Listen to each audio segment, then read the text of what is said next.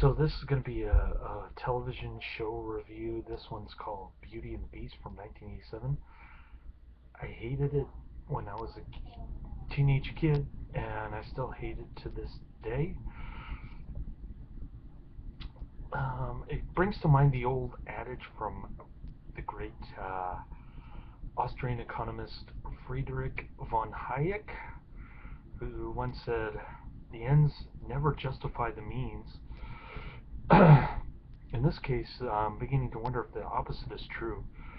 The means never justify the ends. And what I mean by that is that I have no objection when the left liberal so-called progressives in Hollywood want to produce their ideology either on television or film. But what I object to is the nonsensical result that comes about when they try to do so. And it reminded me, this has Ron Perlman and what's her name? Linda, no. Um,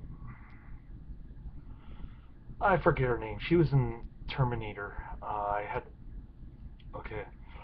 But getting back to Ron Perlman, he was in another flick that kind of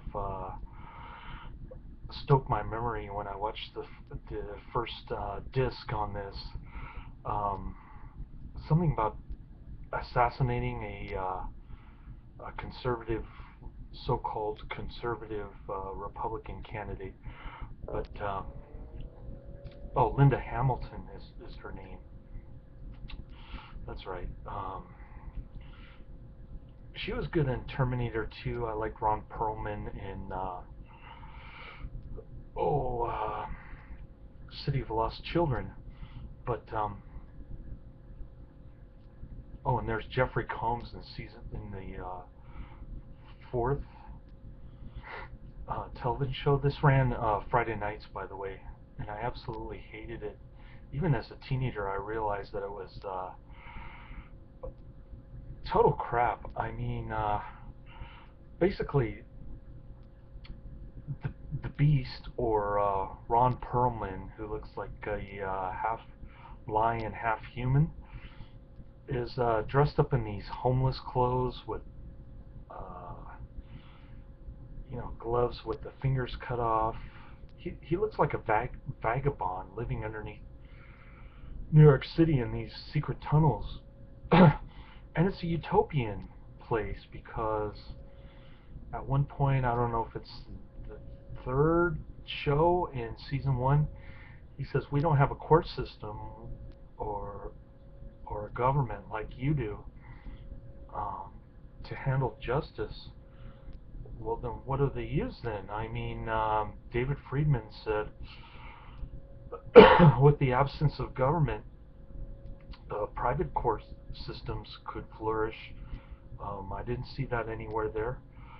Um, are they just assuming that everybody who lives in this homeless type vagabond society is going to be good in nature?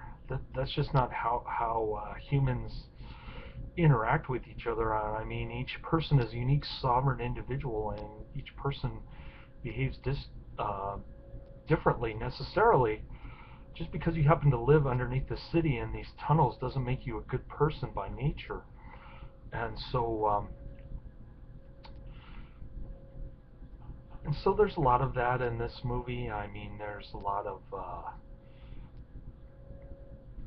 blank slate, almost communist idea that people can coexist with each other without any kind of court system.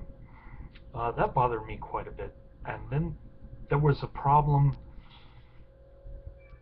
with Ron Perlman. They never really explained how he ended up in the hospital looking like a lion, and his father scooped him up, or his so-called father, who looks even worse dressed.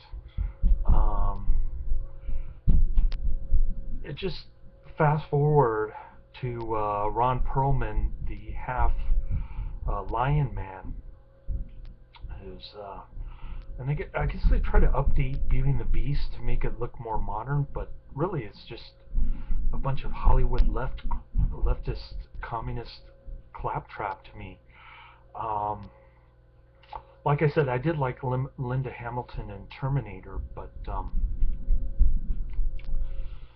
in this one she sucks. I absolutely hate this TV show. I wanted to scream at the friggin' laptop screen. So yeah, that's about it.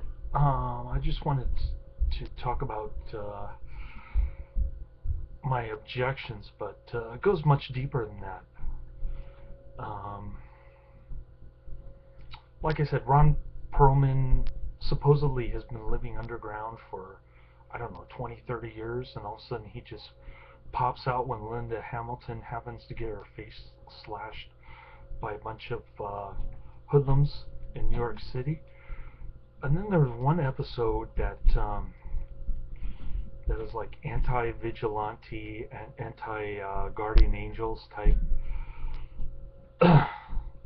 crap. I didn't like Linda Hamilton's character at all. She had a cushy job as a corporate lawyer with her dad as in charge of the law firm, and she decided to quit that all of a sudden because she got a face slashed and she wanted to be an assistant district attorney. And she's constantly defending the corrupt, inept justice system while arguing for a reduced sentence. You hardly ever see anybody defend themselves with a gun or with mace. Although by the fourth episode they do mention the word mace. And there's no concealed handguns. Linda Hamilton does carry a gun in the second episode, but she keeps it in her drawer in her posh New York apartment. And at the beginning of every single episode, Ron Perlman talks about how the rich and powerful live in the other world, whatever the fuck that means. I suppose being poor and reading books and listening to classical music will get you farther in society, according to him. And he has this weird power where he can read Linda Hamilton's mind, almost like a Vulcan mind meld. That's pretty cool. I mean, some people might find that romantic, but like I said, nobody explained how he got this power or where it came from.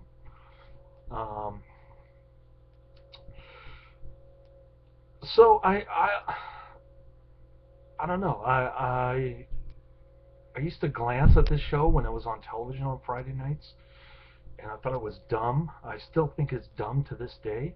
It's quite ironic that the left or the liberals or the progressives in Hollywood try to impose their values by brainwashing people on television, which is not to say that people can't just change the channel or turn it off.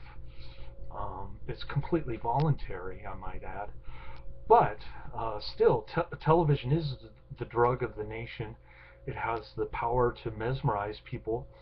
You could have the sound off in a bar room with a blurry screen and people would still stare at it. That's what I mean to say. So it does have that hypnotizing effect. And it's unfortunate. I mean, John Cocteau's Beauty and the Beast, 1942, is much better than this. Not to mention that the ending is uplifting, and this TV show is just boring and depressing to me. So I'm sorry to say that I hated it, but I basically I gave it 1 star on Netflix. This is worse than Airwolf, and I hope I don't force myself to watch the rest of these discs on Netflix Instant View 20 or 30 years from now. But if I run out of stuff to watch, I may have to do so. So yeah, that's about all I have to say about this. Other than my mother was kind of from the same political bent, I guess you could say, back in the 80s. Um, she was a big time Democrat, and so was my stepfather. But they never watch this crap. I mean, it's so boring and dull, even for somebody who shares the same value as these people who constantly sacrifice themselves and do pointless things for the benefit of others. Um, this is really the anti-Ayn Rand type TV show, and feel good, do good type TV show. I just couldn't buy any of it, and it was too utopian, too fantastic. Even when you insert politics in it, at least make it somewhat realistic. I mean, come on. People don't defend themselves against crooks and hoodlums with crowbars. Let me put it to you that way. And there's even an episode in, I think it's the third episode, where they have some slumlord trying to kick out Jewish tenants, elderly Jewish tenants, Holocaust victims, um, so that the guy could